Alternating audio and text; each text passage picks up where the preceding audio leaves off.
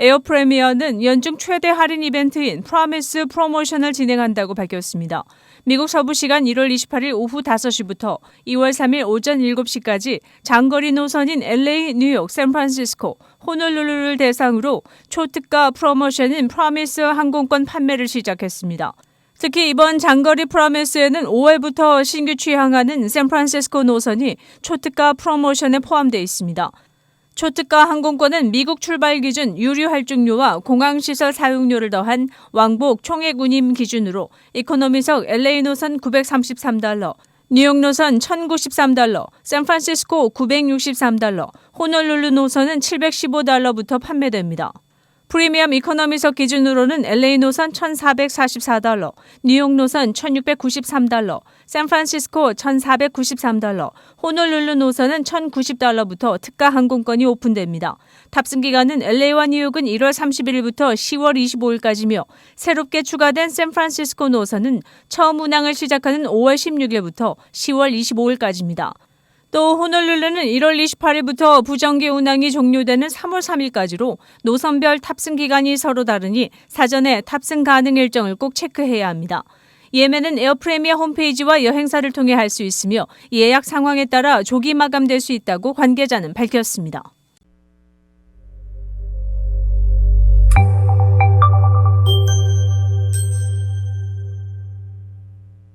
100년형을 받고 수감 중이던 앤드류 서 씨의 급작스러운 석방 소식이 화제가 되었는데요.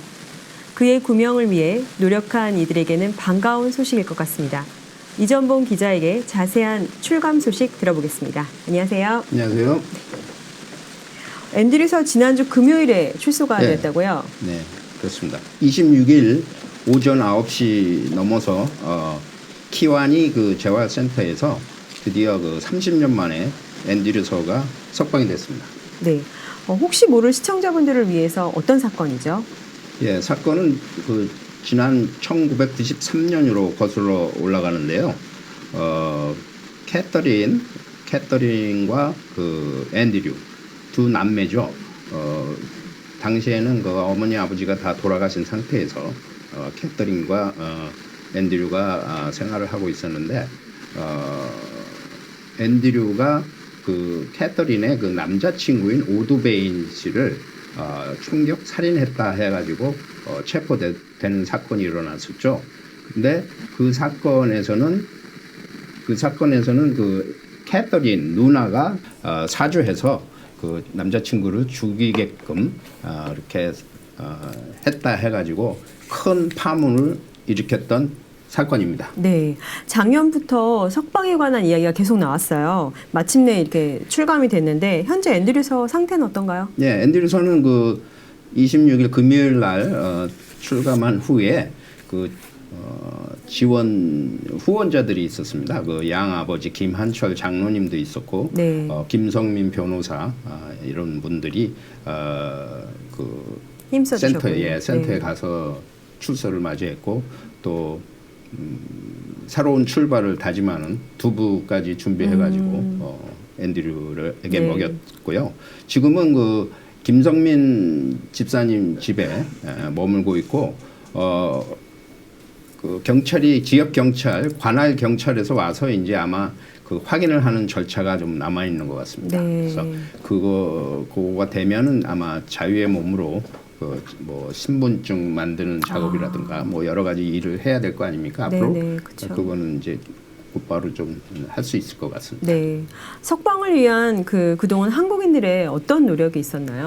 석방을 위해서는 굉장히 그 수년간에 걸쳐서 많은 일이 일어났었는데요.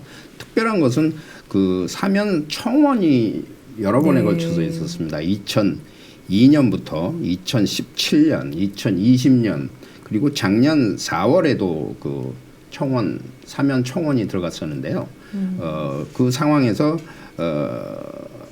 모든 것이 번번이 그 실패했었죠. 근데 다행히 작년도에 일리노이 주법이 개정되는 바람에 거기에서 그 어떤 그 모범수에 대한 그 감형이 가능한 그 법령이 생겼었어요. 네네. 그래서 아마 거기에서 앤드류 서가 자극적으로 감염을 받으면서 네. 출소가 되지 않았나 이렇게 봅니다. 그렇군요. 그렇게 하기까지 제이비 프리츠커 주지사의 노력이 컸던 걸로 아는데요. 아무래도 그 일리노이 재소자들의 그 석방을 위해서는 주지사의 감형 사인이 있어야 되는데 마침 그 작년 1월 그 법령이 바뀌면서 그 앤드류와 같은 모범수에 대한 그 감형 그리고 그 감형의 내용을 보면은 형기 단축인데요. 결국은 그 모범수라든가 모범수에 대한 그 기록 네. 또는 그 재소 당시 그 노동 시간 그리고 그 재활 프로그램 이수 현황 이런 것들이 모두 크레딧으로 잡히는데 앤드류의 경우는 안경사 자격증을 취득했었고요. 네. 특히 호스피스 환자들을 돌보는 서비스를 했고 또 장애인 및 청소년들의 그 재소자들의 선도를 위해서 멘토링 서비스를 주도적으로 했기 때문에 네. 굉장히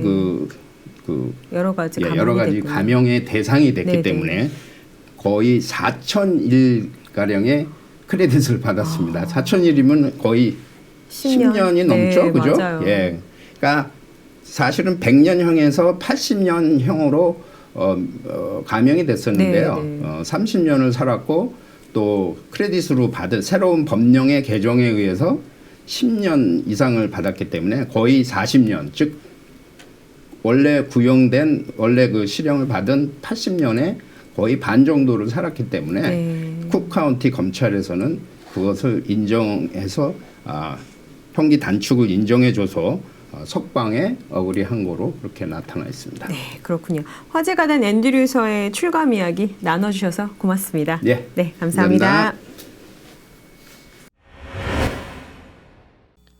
IRS는 1월 29일 월요일이 2024년 과세 시즌의 공식적인 시작일이라고 발표했습니다. 또 IRS는 4월 15일 세금 마감일까지 1억 2,870만 건 이상의 세금 신고서를 제출할 것으로 예상하고 있습니다. 이번 발표는 2022년 8월에 발효된 민주당의 인플레이션 감소법을 통해 기관에 수백억 달러를 할당해 기술 및 고객 서비스 프로세스를 개선하려는 대대적인 개편을 시도하는 가운데 나온 것입니다. IRS 국장 데니는 보도자료에서 우리의 변화 노력이 진행됨에 따라 납세자들은 다가오는 신고 시즌에도 IRS 운영이 눈에 띄게 개선되는 것을 계속해서 보게 될 것이라고 말했습니다. IRS 직원들은 세금 준비 및 신고 과정을 더 쉽게 만들어 납세자들을 돕는 데 새로운 자금이 사용되도록 열심히 노력하고 있다고 밝혔습니다. 미국에서 조용한 퇴사, 즉 실제 일을 그만두진 않지만 맡은 업무를 최소한으로 처리하는 행위 증가에 따른 생산성 손실이 1조 9천억 달러에 달한다는 조사 결과가 나왔습니다. 갤럽이 최근 발표한 자료에 따르면 설문에 참여한 정규직 및 시간제 근로자 가운데 33%가 업무에 전념하고 있다고 답했습니다. 반면에 최소한의 노력만 기울인다는 응답은 50%로 늘었고 나머지 16%는 적극적으로 업무를 피한다고 응답했습니다. 갤럽은 업무에 전념하지 않는다는 두 부류 응답자의 생산성 손실을 달러 가치로 환산한 뒤 전체 노동 인구에 대입했습니다. 지난해 미국의 정규직과 시간제 근로자는 총 1억 6천만 명이었습니다.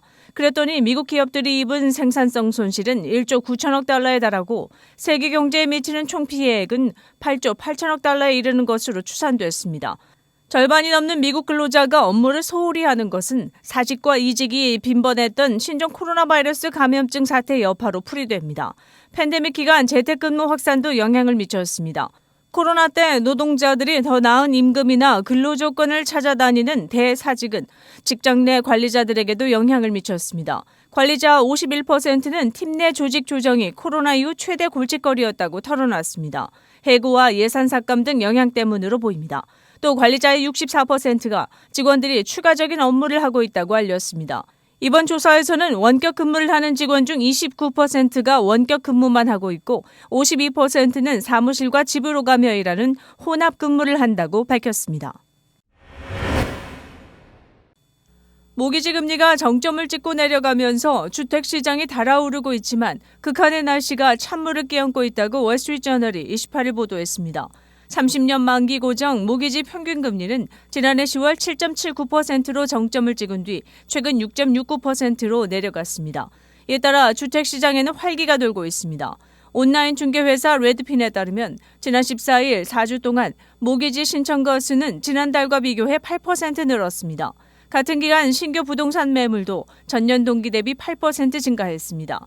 수치는 긍정적이지만 날씨 변수가 없었다면 더 높았을 것이라고 레드핀은 분석했습니다. 미 전역을 연달아 덮친 북극 한파와 폭우가 잠재적 주택 구매자들을 소외시켰다는 것입니다. 레드핀의 한 관계자는 현 모기지 금리를 자체 분석 도구에 대입시켰더니 부동산 활동이 예상보다 낮았다고 설명했습니다. 그는 모기지 금리 수준에 따라 예상되는 부동산 시장 활동 수준이 있다면서 일어난 일 가운데 중요한 것은 추위와 폭풍을 하고 말했습니다. 앞서 월스트리트저널은 이달 초 미국 전역에서 9,300만 명 이상이 한파주의보의 영향권에 놓였다고 전했습니다. 오는 30일부터 이틀간 열리는 미 연방공개시장위원회 FOMC가 3월 금리 인하와 관련해 어떤 신호를 보낼지에 전 세계 금융시장이 주목하고 있습니다. 28일 블룸버그 통신에 따르면 투자자들은 이번 주 열리는 FOMC를 두고 연방준비제도가 3월로 예정된 차기 FOMC에서 금리 인하에 나설 확률을 절반 정도로 보고 있습니다. 이에 따라 이번 FOMC 이후 제롬 파월 연준 의장이 기자회견 등에서 어떤 신호를 보낼지 여부가 매우 중요해졌으며 이는 결국 파월 의장과 연준 인사들이 최근 공개된 경제 지표를 어떻게 판단하고 있는지에 달려 있습니다. 이와 관련해 인플레이션이 지속해서 둔화하고 있는 점은 긍정적입니다. 연준이 물가 목표 달성 여부를 판단할 때 근원 개인 소비 지출 PCE 가격 지수가 지난해 12월 2.9% 상승하는 데 그쳤으며 이처럼 상승률이 3%를 밑돈 것은 2021년 3월 이후 처음이었습니다. 이에 비해 이날 함께 발표된 작년 12월 개인 소비 지출은 전월 대비 0.7% 증가해 전문가 예상치를 웃도는 등 놀라울 정도로 견조한 흐름을 이어가고 있습니다. 이는 인플레이션 둔화로 소비가 살아나고 있는 것이지만 일각에서는 그로 인해 물가 상승 압력이 다시 높아질 수 있다고 우려하고 있습니다. 실제로 소비자들은 지속적인 둔화세를 보이는 인플레이션 지표와 달리 체감 물가는 여전히 높게 느껴지고 있다는 것입니다. 여론조사기관 모닝컨설트가 매주 가계를 대상으로 1년 후 현재와 동일한 상품과 서비스를 구매하기 위해 얼마나 소득이 증가해야 하는지를 물은 데 대해 2022년 11월 8%를 웃돌면서 정점을 찍은 후 둔화하고 있지만 여전히 5.8% 증가해야 한다고 답했습니다. 전미 자영업연맹이 지난해 12월 실시한 설문조사를 보면 소상공인의 25%가 최근 가격을 인상했으며 3분의 1은 향후 3개월 내 가격을 인상할 것으로 예상했습니다. 이와 함께 FOMC 회의가 마무리된 이후 발표될 예정인 각종 고용 관련 지표들도 시장의 관심을 끌 것으로 보입니다. 다음 달 2일 미 노동부가 발표할 예정인 1월 비농업 부문 일자리와 실업률이 특히 주목받고 있습니다. 26일 연방도로교통안전국 NHTSA가 웹사이트에 공개한 문서에 따르면 테슬라의 2023년형 모델 YSX 차량의 소프트웨어 불안정성으로 후방 카메라 이미지가 제대로 나타나지 않는 문제가 확인됐습니다. 이처럼 후진 시 후방 이미지가 나타나지 않는 문제는 운전자의 시야 범위를 좁히고 충돌 사고 위험을 높일 수 있다고 NHTSA는 지적했습니다. 이번 리콜 대상 차량은 총 19만 9,575대입니다. 지난 21일까지 테슬라는 이 후방 카메라와 관련해 81건의 결함 수리 요구를 확인했습니다.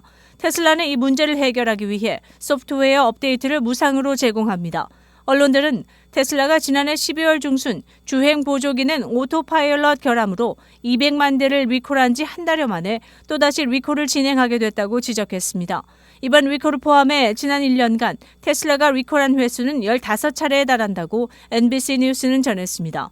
테슬라는 이달 초 중국에서도 2014에서 2023년 판매한 차량 중 주행 보조 기능 등의 안전성에 문제가 있는 162만 대가량을 리콜했습니다. 지난 27일 토요일 이른 아침 인디애나 북동부 고속도로에서 서커스 공연을 위해 얼룩말과 낙타를 운반하던 트럭에서 불이 나 고속도로를 따라 배회하며 풀을 뜯어먹는 동물들을 경찰들이 구출했습니다. 이날 오전 2시경 그랜트 카운티의 69번 주간 고속도로를 따라 트랙터 트레일러에 불이 붙었고 주 경찰 그랜트 카운티 보안관 부관 등이 5마리의 얼룩말과 4마리의 낙타, 소형말 1마리를 트레일러에서 끌어내 구조했습니다. 두 경찰관 모두 연기를 흡입해 병원에서 치료를 받은 후 풀려났지만 부상당한 동물은 없었다고 그는 말했습니다. 트럭 운전사 플로리다주의 세라소타 씨는 부상을 입진 않았습니다. I-69의 모든 북쪽 방향 차선은 해당 지역이 청소되고 동물들이 다른 트럭에 의해 이송된 후 오전 6시 30분경까지 폐쇄됐습니다. 게시글에는 우리 털복숭이 친구들에게 해를 끼치지 마세요라는 메시지가 포함됐습니다. 한 영상에서는 인디애나폴리스에서 북동쪽으로 약 97km 떨어진 메리언시에서 동쪽으로 몇 마일 떨어진 초현실적인 장면에서 일부 얼룩말들이 풀을 뜯고 있는 모습을 보여줍니다. LA에서 출발한 아메리칸 항공 여객기가 하와이 마우이 섬 공항에 경착륙해 승무원 5명과 승객 1명이 병원으로 이송됐다고 AP통신과 CNN 방송이 28일 전했습니다. 미 연방항공청 FAA에 따르면 아메리칸 항공 271편은 전날 오후 2시경 마우이 섬 카홀로이 공항 20번 활주로에 경착륙했습니다. 아메리칸 항공은 CNN에 보낸 성명에서 LA에서 마우이로 향하던 아메리칸 항공 271편이 착륙하는 과정에서 문제가 발생했다며 항공기는 자체 동력으로 게이트로 이동했고 고객들은 정상적으로 내렸다고 설명했습니다. 다만 아메리칸 항공은 해당 여객기에 어떤 문제가 발생했는지는 구체적으로 밝히지 않았습니다. 항공사에 따르면 이 여객기에는 승객 167명과 승무원 7명이 타고 있었습니다. 항공사 측은 병원에 이송됐던 6명이 이후 퇴원했다고 설명했습니다. FAA는 이번 사고에 관해 조사할 것이라고 밝혔습니다. 미국에서 학생들에게 필기체를 가르치는 주가 늘고 있다고 로이터 통신이 28일 보도했습니다. 보도에 따르면 캘리포니아주 초등학생 약 260만 명은 올해부터 수업 시간에 필기체를 읽고 쓰는 법을 배워야 합니다. 이는 지난해 10월 제정된 주법에 따른 것으로 1학년에서 6학년은 손글씨 쓰는 법을 배워야 하고 3학년 이상부터는 필기체 수업을 받아야 합니다. 전문가들은 필기체 교육이 인지 발달을 촉진하고 독해력을 키울 수 있다고 봅니다. 직접 필기체를 쓰면 손가락 등의 근육 발달에도 도움이 된다고 합니다. 필기체로 적힌 역사 문헌 등을 읽게 하는 것도 학생들에게 의미 있는 교육이라는 게 전문가의 의견입니다. 특히 디지털 수업 일상화로 직접 글씨를 쓰거나 필기체로 된 문장을 읽을 기회가 드물어진 지금 이런 수업은 더 가치 있다는 평가가 나옵니다. 올해만 5개 주에서 필기체 교육을 의무화하는 법을 도입했다고 미 언론은 전했습니다.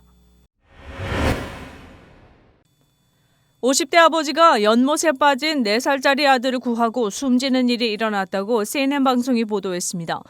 보도에 따르면 메인주 카멜 마을의 관리인인 케빈 하웰과 그의 아들이 지난 26일 오전 6시 30분경 집 근처에 있는 에트나 연못을 건너다가 얼음이 깨지면서 빠졌습니다. 당시 연못은 상당 부분 얼어 있었습니다. 하웰은 아들을 물 밖으로 올려보내 살리고 집에 있는 엄마에게 도움을 청하라고 했습니다.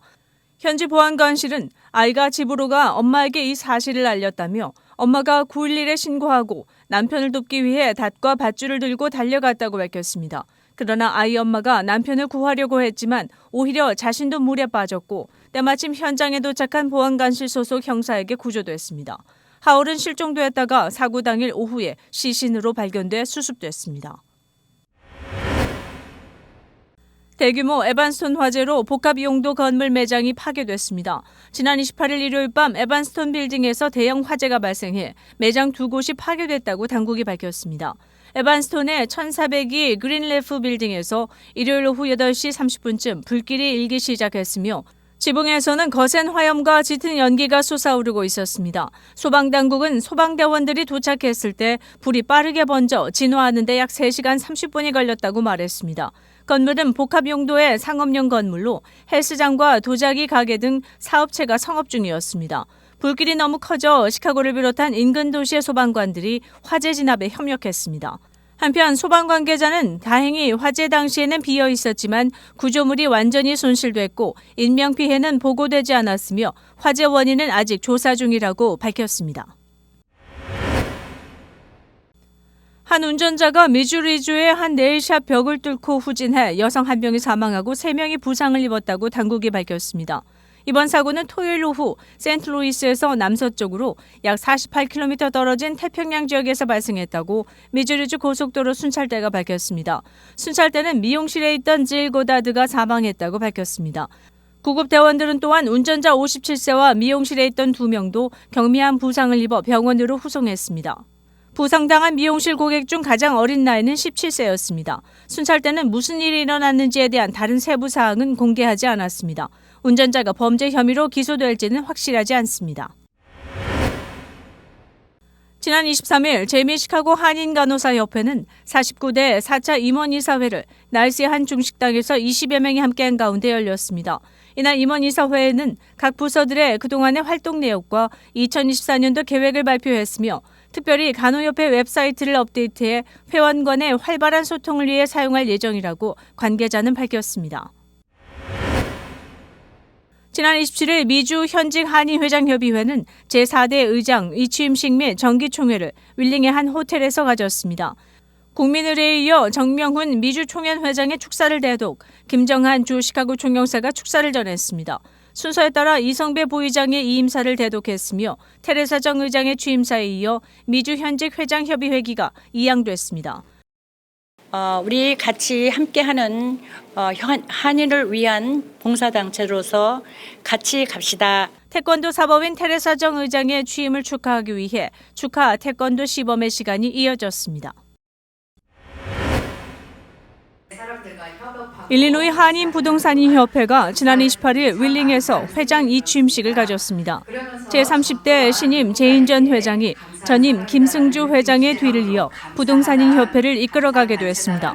제인전 회장은 취임사에서 한인부동산인협회가 동포사회에 꼭 필요하고 존재 자체가 감사한 단체가 되도록 노력하겠다라고 말했습니다.